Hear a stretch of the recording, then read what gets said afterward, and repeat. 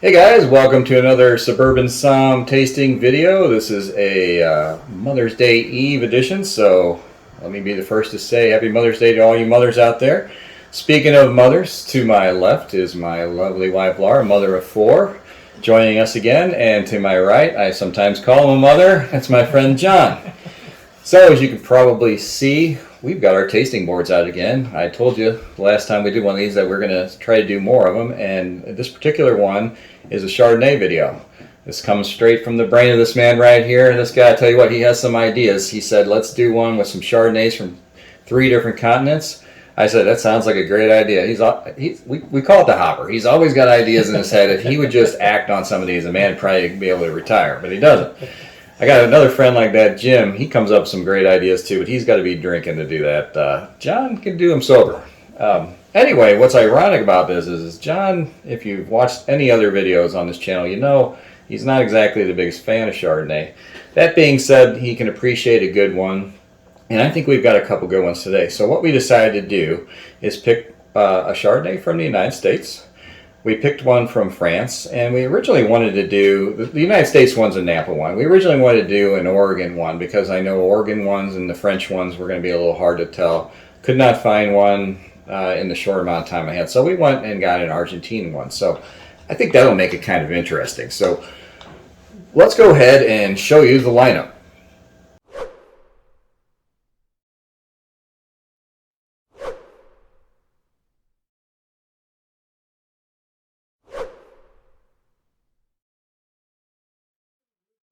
Okay, so as you probably saw, we have from the Napa region, we have the Duckhorn Chardonnay. From Argentina, we have the Lucca. And from France, from Burgundy, we have a pouilly-fuisse. These all retail right around $30. So hopefully it's a fair and level playing field. And we've already had them placed. They're just off the shot maybe, but we have them placed in our black bags. Had my teenage son do that for us, so we don't know what's what. And they've been poured now, and they've been sitting. They should be at a pretty good temperature. And I say let's go ahead and get started. Go ahead and make your observations. Sip, swirl, sniff.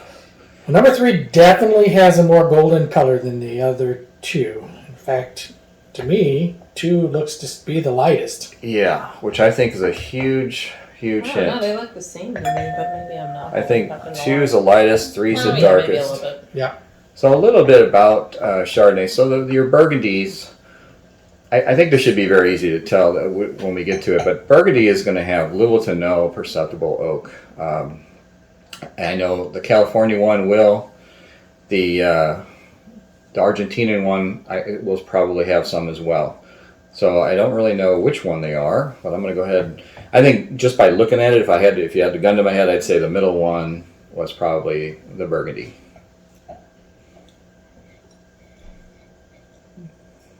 Number 1 has a nice clean nose. There's some perceptible oak. I feel like I've tasted that one before. Like you bought it for us before. Number 1? Mm-hmm. Well, that could be a clue too, because Laura is a big fan of Duckhorn, and we've had that a few times, so she might be onto something. I'm not sure yet. Like I said, there's some oak, stone fruit, butterscotch. Pretty typical of Napa. I like 2. She might be onto something. Do you think these are oaky so far? I just tasted one. Oh, okay. Because I didn't get any overpowering oak from the nose, so there's no cheat there for me to say. And actually, not on the taste either. It's a pretty well balanced wine. That could very well be the Burgundy. It's certainly not over oaked. Really nice wine. Let's go give 2 a look here. this one is very unique.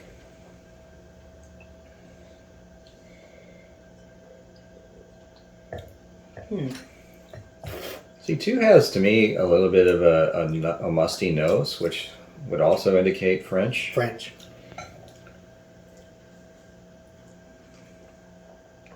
God, I don't know. But really, really nice finish on 2. Yeah. To me, that's a classic Burgundy.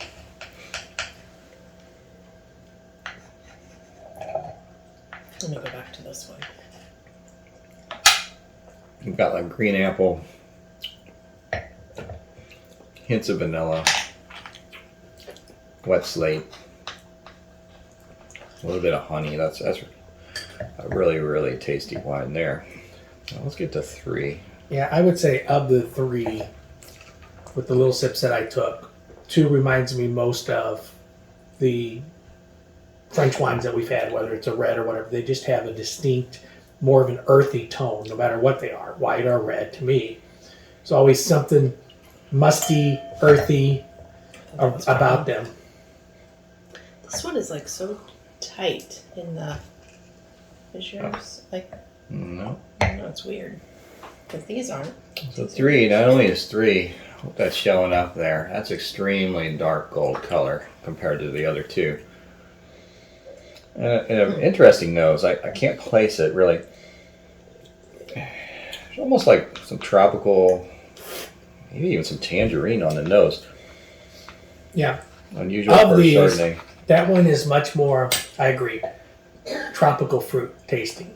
More of the mango or And that you're right. type of You're right. It comes fruit. through on the finish too. Pineapple, papaya. Pineapple's a really good papaya. Those are all good Mango, descriptions orange. because it's more of a fruitier. Yeah, I Chardonnay. get like no stone fruit out of here at all.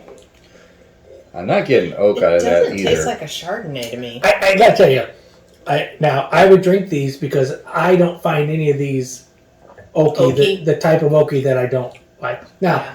they're definitely not steel barreled, so it's not that crisp of what I call that No, steel none barrel. of these are. I think that They're would on make the it too buttery obvious. side, but they're Yeah. definitely not oaky. So.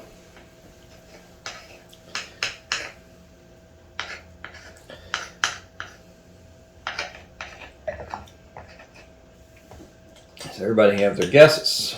I just put the. Oh, you can do either. That's Okay. okay. Yeah. I didn't So, remember Laura, the let's go to names. you. Number 1, you thought, looks that like was you wrote the the French. French one. You think that's the pouilly-fuisse? I mean, I don't know. Okay. And you thought number 2 was the Duckhorn from Mm-hmm. Napa. And you thought 3 was the Argentina de Luca. Yep. Okay, John, let's go to you. I said number 1 was Duckhorn. The second one was the French one, and the third one was Luca.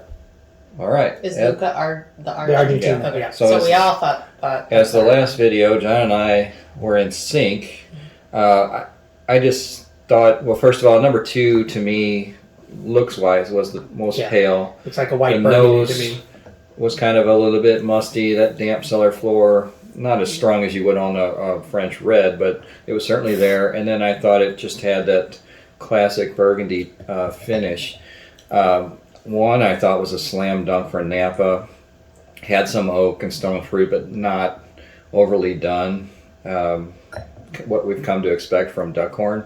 It had been a while since we've had Duckhorn, but we've had it a few times. And then the number 3, I just don't drink a ton of Argentina. We usually drink their reds. So I bet I've had a handful of Argentina Absolutely. wines. Well, and that was why I picked Luca too, because it's so different than everything we've ever had. Just very unique and Yeah. different. So that's why I settled on that. So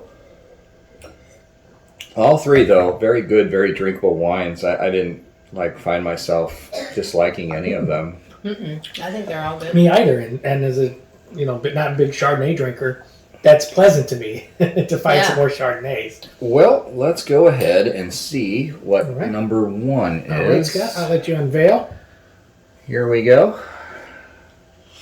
and the winner is. That is pouilly-fuisse. Oh, French? The That's first the one is the French French one. I one. finally Wow. got one right. So Laura has nailed that one. Well done. Wow.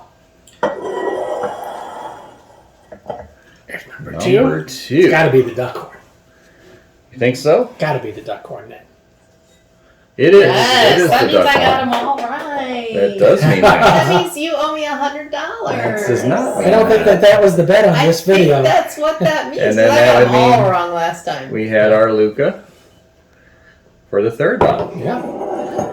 All right. Wow. So, like I said, real quick, the Luca from Mendoza. I think it retails for like $33 here in the States. We all did get that one right. I am really, really shocked that. Me too. This That, tastes so much like a Napa Chardonnay. Yep. This first one. I'm actually I impressed don't know. though I feel that like it's just kind of got this odd like aftertaste. Not in a bad way, but that's what made me think that Yeah. it was not. Right. And you've Napa. gone to enough total wine tastings Yeah. where they've had some French wines. It's just a different. I don't know. It just tastes different. Sure.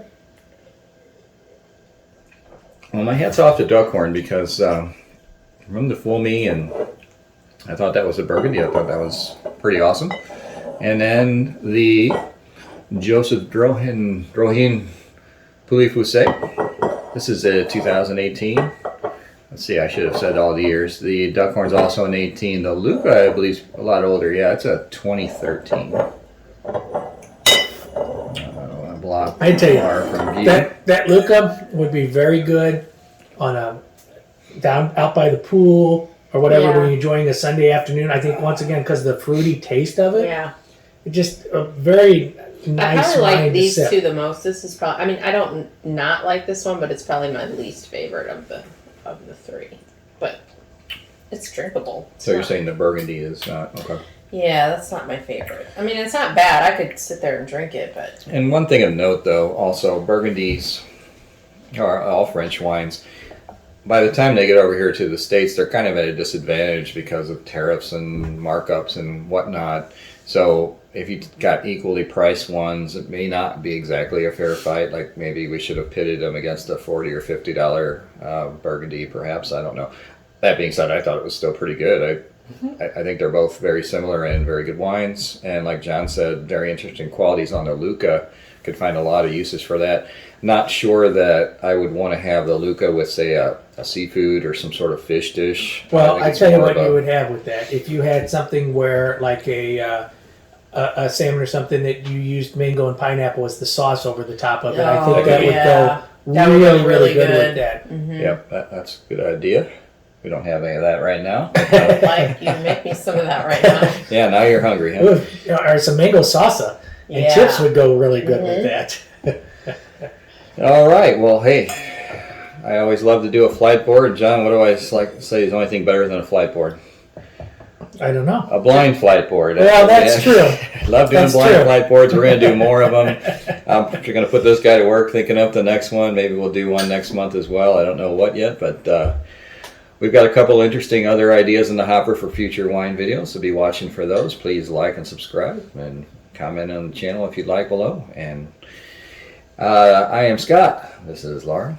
This is John. And I'd say thanks for joining us, and we'll see you on the next one. Cheers. Cheers.